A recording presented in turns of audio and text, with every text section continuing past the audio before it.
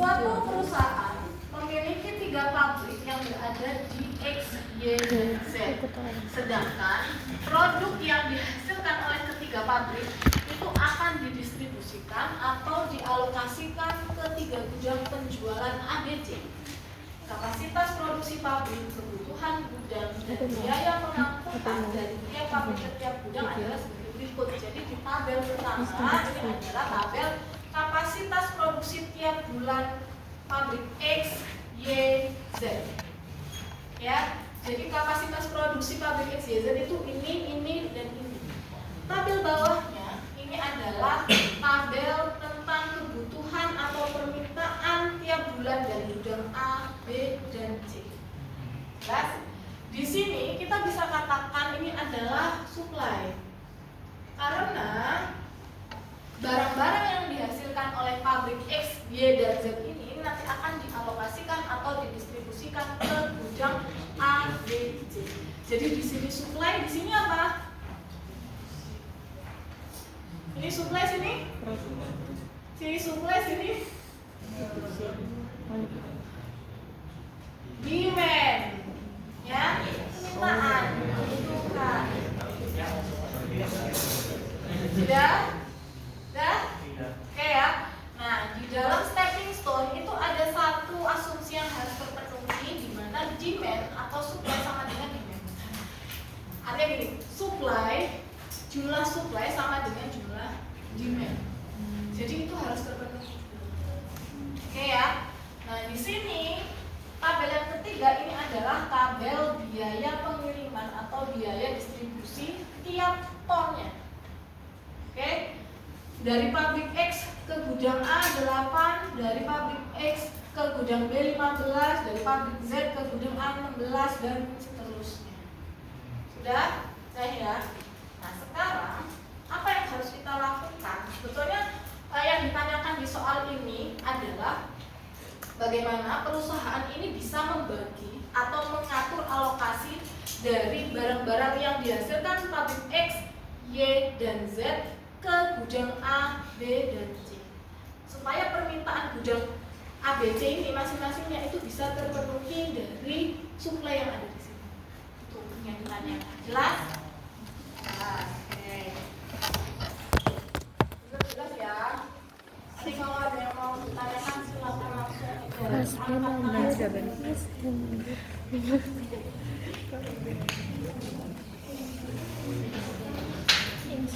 Langkah pertama, oke, kita buat aja tabel matriks. Ayo HP-nya turunkan dulu, ya, HP-nya turunkan dulu, dilihat dulu papan tulisnya ya, nanti daripada kelewat.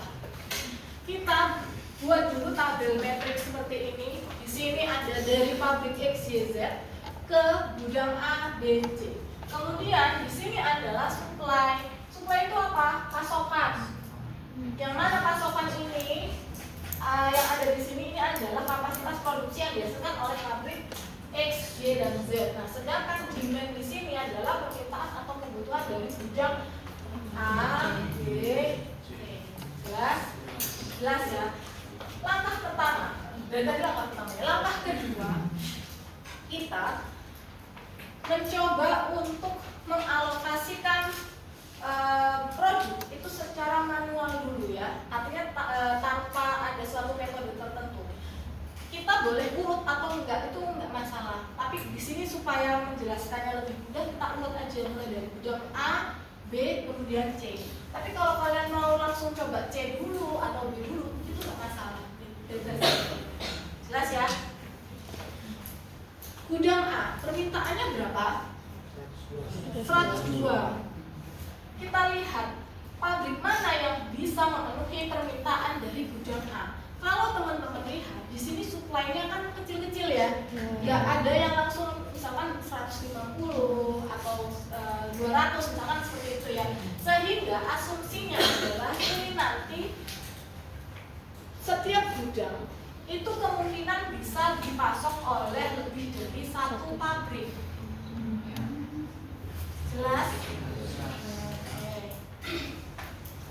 Permintaan 102. Sekarang kita lihat pabrik X. Ini kalian kalau mau mulai pabrik Z pun ya nggak masalah, nggak apa-apa.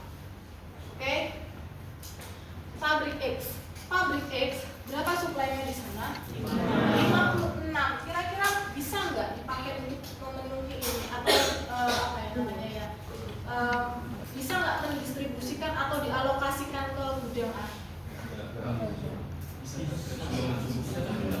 Nah, bisa tapi belum memenuhi semua, tapi bisa kan? Kalau bisa berapa? 56. Di sini sudah 56 gitu kan pabrik X. Sehingga suplai di sini sisa berapa? Demand-nya habis, demand-nya sudah terpenuhi? Belum. Gimana? Berarti sisa berapa? 40. Pabrik X karena suplai 56 itu nanti akan dikirim ke gudang A semua, sehingga sudah tidak bisa mengirimkan ke gudang B dan C, ya kan? Nah, oke. Sekarang kita lihat gudang A permintaannya masih ada 46. Kita lihat pabrik Y 82 bisa? Bisa. Berapa? 46. Sini sudah terpenuhi, ya kan? Kalau di sini berapa sisanya? 36 ya? Oke. Nah, gudang A sudah terpenuhi? Tidak. Pabrik Z perlu ngirim? Tidak. Nah, sekarang kita lihat gudang B sekarang ya. Karena pabrik X sudah tidak bisa, maka kita lihat pabrik Y masih punya nggak di situ? Masih. Di sini permintaannya 72, bisa nggak ini? Bisa. Berapa? 36. Nah, sini sisa. Sini sisa.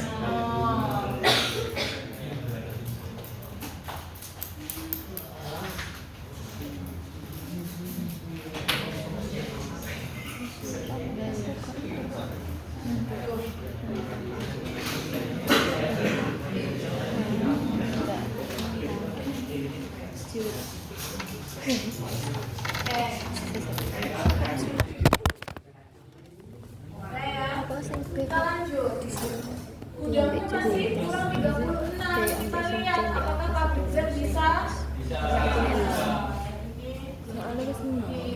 Ini berarti tidak bisa ya. Sisa di sini berapa? 41. Kebutuhan C 41. Di sini tadi suplainya 41.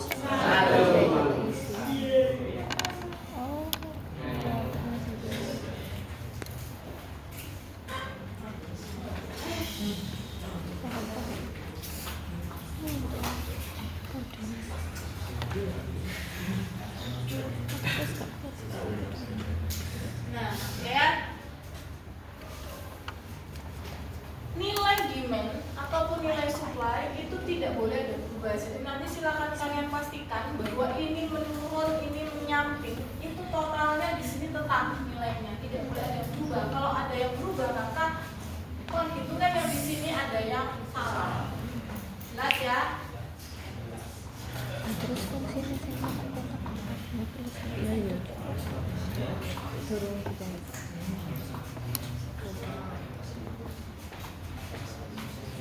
Sekarang kita ngapain nih? Sekarang kita akan mencari total biaya dengan model alokasi awal ini. Berapa ya jumlah biayanya? Ada yang tahu caranya? enggak tahu. Untuk mencari total biaya? Untuk mencari total biaya gimana caranya? Di total Untuk mencari total biaya, ada yang tahu? Di jumlah, mana yang di jumlah? ya Ayo untuk cari total biaya gimana caranya?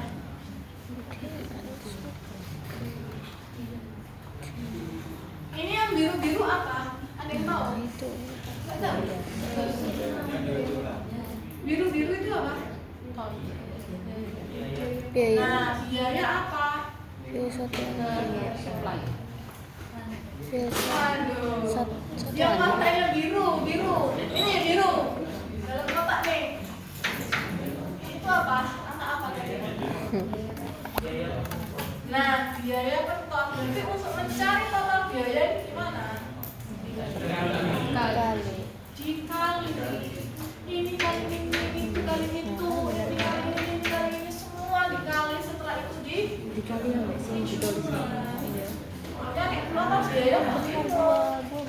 Ayo logikanya dipakai. Itu ya. Ya, yang tidak ada logika tuh hanya cinta ini. Yang kata Agusmo, cinta ini. Yang kata tak ada logika. Kok ini ada logikanya? Berarti bagus. Jelas. Juga sih. Ada yang mau ditanyakan? Ayo cewek-cewek. Ada yang mau ditanyakan? Oke, kalau semisal kita balik yang kan emailnya yang A bisa 2, kita kan tadi